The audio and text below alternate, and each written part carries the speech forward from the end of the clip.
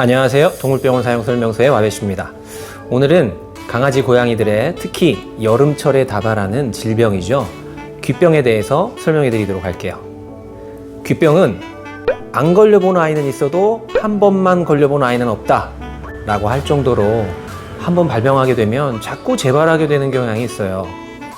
오늘 이 영상을 끝까지 보신다면 다시는 이런 재발의 늪에 빠지지 않을 거라고 확신합니다. 시작해 볼까요?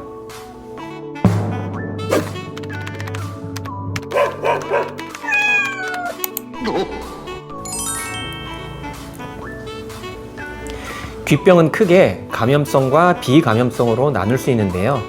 감염성이라고 하면 세균, 효모균, 곰팡이, 귀 진드기 등이 있을 수 있고요.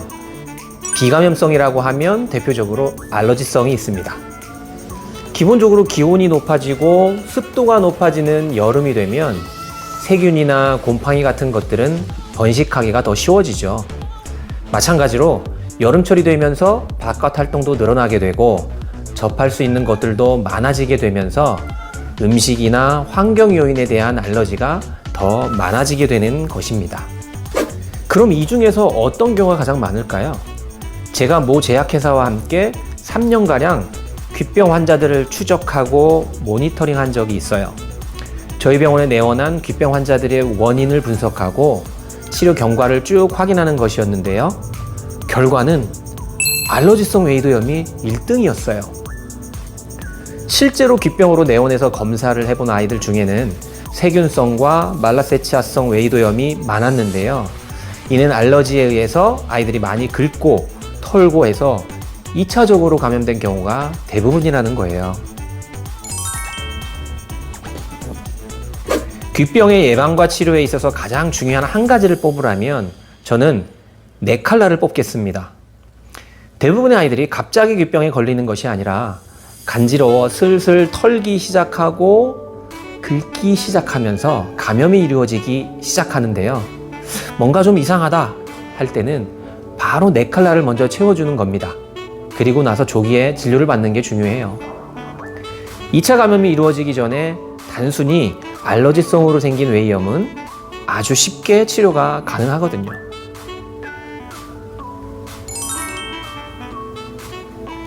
많은 분들이 좀 잘못 알고 계신 것이 있어요. 귀 청소를 언제 해주어야 하나요? 라는 건데요. 귀 청소는 정상적으로는 안 하는 게 좋습니다. 에? 이게 무슨 말이죠? 우리 아이는 3일에 한 번, 일주일에 한 번 꼬박꼬박 열심히 해주고 있었는데 하시는 분들이 계실 거예요. 웨이도가 건강한 아이들은 귀 청소를 전혀 해주지 않아도 됩니다. 정상적으로 생긴 귀지들은 일반적인 활동에 의해서도 알아서 배출이 다 되거든요. 오히려 귀 청소를 자주 해서 귀병이 생기는 경우가 더 많아요. 귀 청소로 인해 웨이도에 미세한 상처가 나는 경우에요. 미세한 상처가 나게 되면 당연히 세균이 번식하기 쉬워지겠죠. 또한 너무 자극적인 귀 청소를 자주 해주게 되면 잦은 자극에 의해 웨이도에서는 이를 보호하기 위해 귀지를 더 많이 분비해요. 끈적끈적한 유분이 많이 분비되는데요.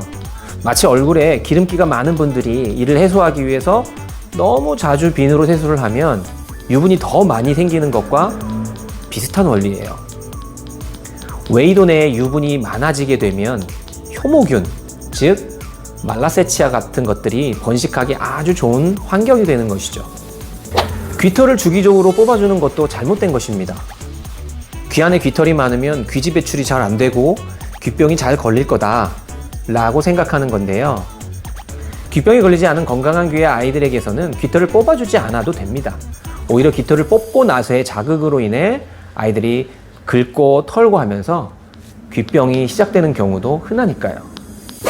귀 청소와 귀털을 뽑는 것은 귀병이 진행돼서 좋지 않은 귀지, 즉 왁스 형태의 끈적끈적한 귀지가 많거나 이미 심한 감염과 염증으로 귀 안을 깨끗이 소독해야 될 필요가 있을 때 하는 것이에요. 이것은 꼭 보호자분 본인이 판단하지는 마시고요. 병원에 가서 거미경으로 귀 내부를 확인하시고 수의사의 판단에 따라서 진행하셔야 해요. 귀 청소는 언제 해주는 것이 좋으냐 라고 다시 한번 저에게 물으신다면 치료 과정 중에 수의사의 지시가 있을 때, 그리고 목욕의 마지막 단계에서 라고 말씀드릴게요. 목욕을 하고 나면 귀에 물이 들어가면서 귀 안에 있던 귀지와 세균, 효모균들이 습한 환경에 노출될 수 있기 때문에 예방 차원에서 목욕을 끝내는 시점에 한 번씩 가볍게 귀 청소를 해주시는 것은 좋습니다.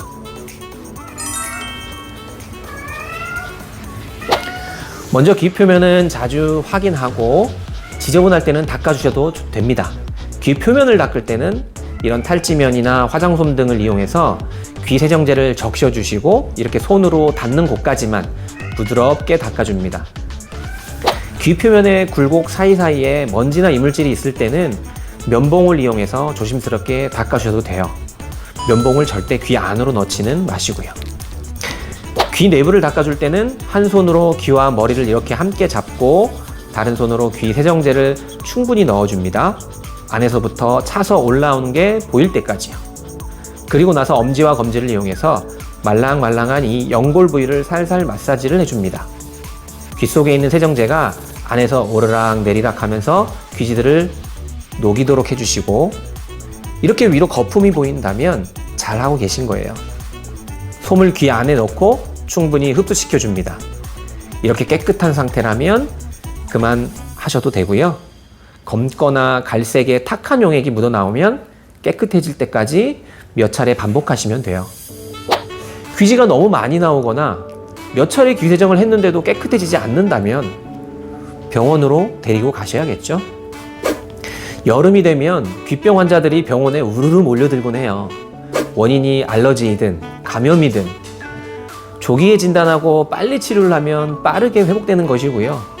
중증으로 진행되거나 만성으로 진행 시에는 내과 치료에도 반응이 별로 없고 외과적으로 수술을 해야 하는 경우도 생깁니다.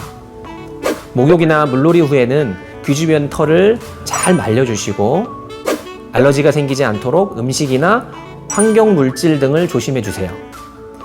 귀를 좀 자주 털거나 간지러워하는 것 같을 때는 네칼라를 바로 채워주시는 것 잊지 마시고요.